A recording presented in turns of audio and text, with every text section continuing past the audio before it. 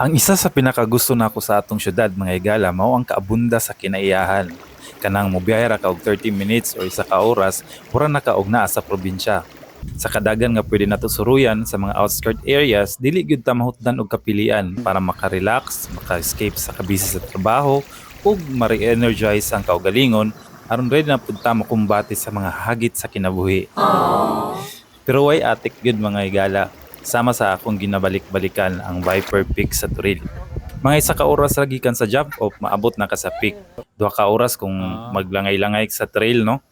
Karong adlaw mag-hike na punta sa Viper Peak mga higala. Pero pinasahi atong hike karon kay magluto-luto ta along the trail sa may sapa bago mo subida pa peak. So first time na ako nga mag-camping sa may sapa mga higala, ginalabyan ra gyud ako ni sa una akong mag-hike pero sa kanindot sa tubig sama sa inyong nakita, nainganyo gyud ko nga mag-stay og magluto-luto kinsay makadili sa katinaw tanawa. So tara, kuyugi ko ninyo og magluto-luto ta dire sa may sapa sa trail pa Viper Peak. Una na tong buhaton mangita ta og dahon sa saging no. Kay mao ni ang atong gamiton niya nga mag Salamat. butanganan sa atong mga pagkaon. May na lang kinay mga kuan diri generous kay nga mga tagbalay diri sa madapit sa may sapa ang tagaan nila og dahon. Kaduha na tong buhaton mga higala is kini naghihanigan nato ni diri og mga sagbot no. Kay para mapantay ang yuta diri nato ibutang ang ato ang kuano niya ang ato ang dahon sa saging para himuon na tong tanganan sa atong mga pagkaon no. And then nag-set up din nato ang atong stove, kining portable stove nato no. Palit sila. And mao nito ang gamiton kay kuno siya. Dali ra siya, bitbiton gaan ra siya. Mao na tong gamiton useful pud kay ni sa atong camping mga higala no. Na siya igniter. Dali ra kay magpasiga. So ato ning halubon ning dahon mga higala, mao ni siya para dili siya mo kuno magisi no. So halubon na to classic kay ni siya mga higala no. Ang atong gibuhat bata pa tagi tudluan ta ani nga inaani ang buhaton para dili dili magisi. So mao na tong butangan sa atong pagkaon na niluto niya mga higala. So ato ni nang i-plaster dire. Ato na gi kuan nato gi layer na to no. So ready na to ang atong butangan sa pagkaon, nagluto na dayon ta og of course no, classic gyapon ni itlog dali ra maluto. Wala kay fancy nga food na atong gikuan ni mga higala, mga common na gini basic ra gini para sa atong pamahaw no. Man sa itlog, nagluto dayon mi og hotdog, no? Kay mga easy to cook ra ni mga higala, no? Ayos po na mong lutuanan mga higala kay dali ra, no? Dali ra kay siya makaluto and of course portable. Human nagluto ta og kuan tocino or chicken tocino na siya mga higala. And then medyo dili kay medyo namali ko diri no, dapat day tubig day diri mga higala ang ibutang, dili day siya mantika para dili kay mapagod. So mo tong dapat mo kuan sa iha, mo kuan sa iyang juice no or sa iyang oil ang katong tubig. Pero sige lang kay maluto ra gyapon ni mga higala, mao ra gyapon ang atong kuan. Medyo pagod-pagod lang ni. Pansin nyo ako ra nang gialsa-alsa ang ano kay tungod sa gaan la siya at the same time para dili kay siya mapagod. So inana ra gud basic ra kaayo ang atong kuan mga higala. Then ato ning butang luto na ang atong tocino, chicken tocino.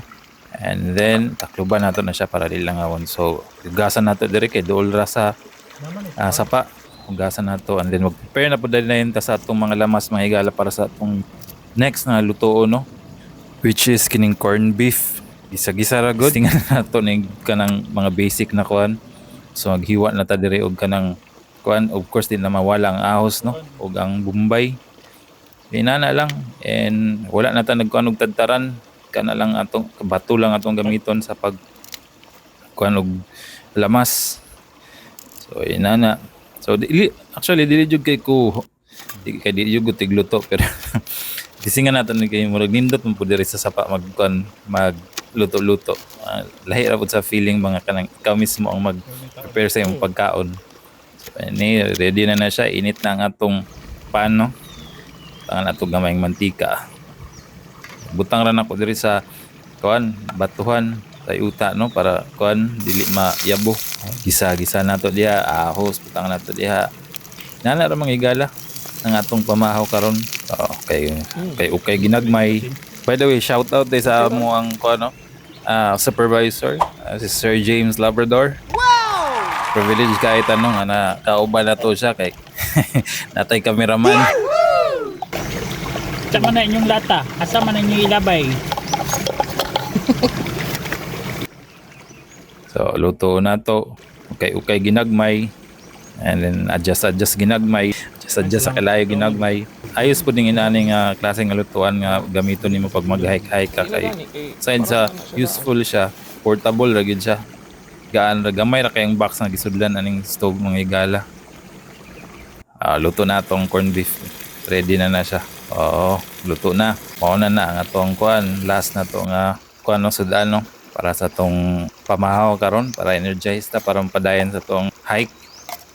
So of course naling kanon din na mawala no mo lang bida sa atong kaon ang rice. Yun na mawala mga higala.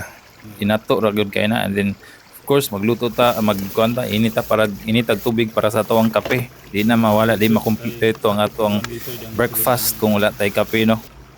Unya paggawan samtang nagainit magawala ta sa init nga mainit. Kuanta maghiwa na tag mga kuan diri. Uban pang mga lamas, uban pang pampagana mga appetizer no. Of course na di ang kamatis, na ay pipino para natay pang kuan baga pang garnish unya sa tuwang kaon. Panita, slice ta di og pipino. Ayaw mo kabala ka na ang mga kuan mga higala no. Cellophane namo kay dalaon jud na nato. Of course zero waste ta dira mga higala no. Nga atong kuan kay ato nang hipuson ng atong mga nagamit na mga sudlanan. Then nata diri limonchito, of course dili makakuha ng toyo. Kung walay pares limonchito, pugan na to ng limonchito para natay sausawan. So init na ang ato ang tubig, bukal na, timpla tag kape o stick lang ta diha mga higala kana kay barato ra. Di na po na nato butang asukal. Di na ta naga-asukal karon mga panahon na mga higala. So, init ang kape, kalami sa kape sa kabuntagon no. Makapa wala sa katugon. Nanatay pamahaw mga higala karon ano niya nga to ang na prepare. So wala lang dili ang good siya baga fancy kay na mga pagkaon kanang inato ra gud ni ang among gi-prepare pero makabusog na po jud din siya. So lami jud ang kaon mga higala kung naka sa outdoor no, naka sa sapa. Nya ikaw pa jud ang nag-prepare tungkol mga unta mga higala mao na ato ang pamahaw karon no bago ta mo saka sa Viper Peak kaon ta samtang nagatanaw-tanaw aning nindot nga kuan kawayanan kilid sa sapa mao na ang view aside sa tubig dinaw kay ang tubig mga higala mao na siya nga ato ang kuan karon hike karon sa Viper Peak no. Apil ang luto og pagkahuman hipuson na to mga gamit and diretso na ta ready na ta mo padayon sa atong hike sa Viper Peak. So kana lang atong vlog karon mga higala no sa karon nga episode para sa Davao Portal. Daghang salamat sa pagsubay, sa pag-follow, share no. Dako lang tabang ang inyong share sa video para sa ato ang views. So kana lang and good morning to all. Bye. See you next time.